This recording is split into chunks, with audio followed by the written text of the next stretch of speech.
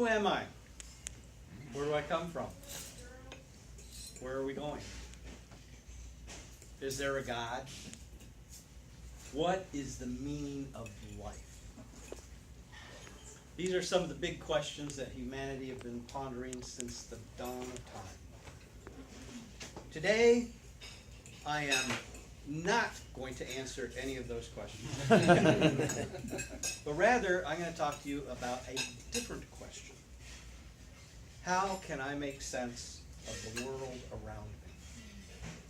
If you are like most rational beings who pay attention to the circumstances of your life, you are aware of the things going on around you, in your own personal world, in your local community, your state, the country, the world.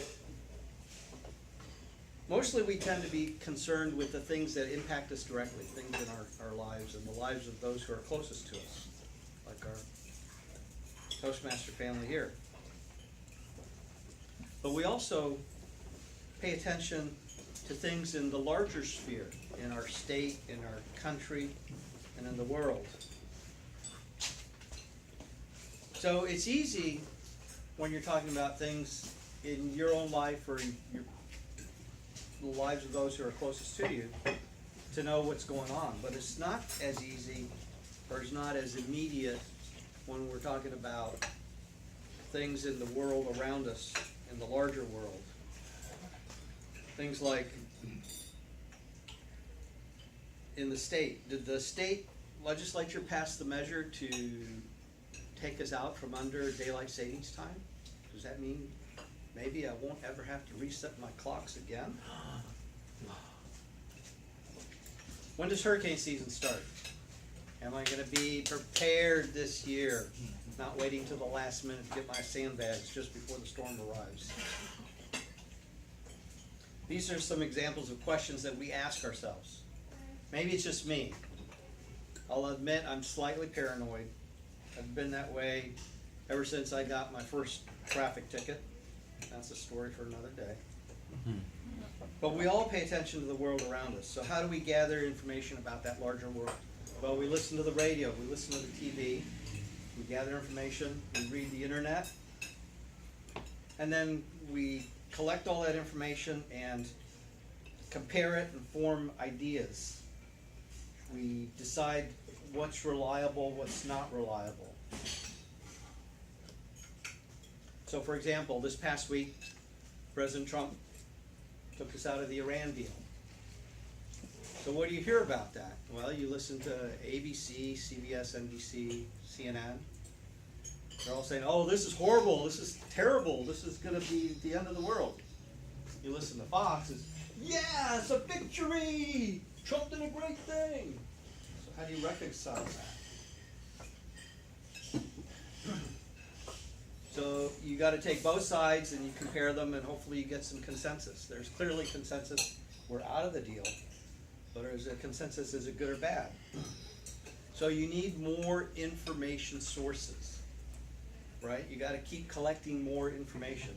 And what I am really here today to tell you about is another information source that I'd sincerely like for all of you to consider at some time, and that is Q, or QAnon. Has anybody heard of QAnon? When the new Roseanne show started, she made mention of it, and it sort of made the news for a little bit. It's an internet board. Some people say it's a conspiracy theory. Well, it is and it isn't. I mean, everybody has their own internal view of the world, and the Q board espouses comes from a background of having this view of that the world, that there's large-scale corruption in the world, in the institutions, the corporations and the government in our country, and also in the larger world. So yeah, they're kind of cynical. But you know, that's not that much different than what our news sources were just a few years back. I mean, every time you turn around, they were questioning the motives of government. It doesn't seem like they're doing that much anymore. So Q, what is Q? So Q is a person or persons who are close to the president, or claim to be close to the president, who have high-level military clearance, who from time to time post information on what's called the 8chan board. That's a website, 8, the digit 8.8ch.net. And on that board, anybody can go there and can put up a page, put up a sub-page, and post information there. But there's a page there. They started with what was called the Great Awakening page, and then they moved to the calm before the storm, and right now Q is posting on what's called Patriots Fight. But every time Q posts there, he's being gentle. Those posts get copied to another board. So there's actually an easier board to read, and that's the QAnon.pub, QANON.pub board, where it just has the Q posts themselves, and they're very easy to read. They're listed in most recent to oldest, and you can go there and read all the way back to when they started.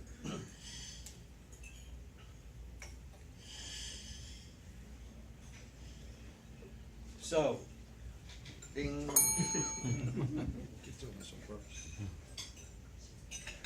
You can also follow Q by looking for Q videos on YouTube. However, if you follow Q on YouTube, what you're going to get is there are commentators who will pull the Q posts, read them, and comment on them. So you're going to get a lot of fluff. But you can read them directly yourselves at QAnon.pub. And they present an interesting view of commentary on things that are happening in the world.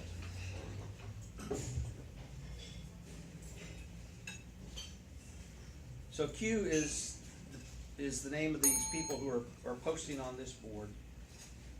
They're military intelligence. They're close to the president. And they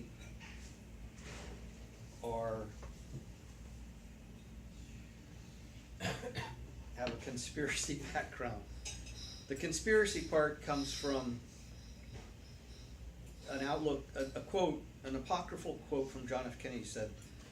John F. Kennedy a long time ago said, or is reported to have said, although it's highly questionable, "There's a plot in this country to enslave every man, woman, and child, and before I leave this high office, I intend to expose this, before I leave this noble office, I intend to expose this plot." So Kennedy is kind of the hero for the Q board as they go about trying to expose these conspiracy plots. So they have an interesting take on the world. I highly recommend that even if you don't follow what they say, it's interesting to see what they say. So when you get a chance, go to QAnon.pub and read it. Maybe the next time you're watching the news and wondering what to make of it, if you read QAnon.pub, you'll get a different view, and you'll find yourself asking one less question that you cannot answer.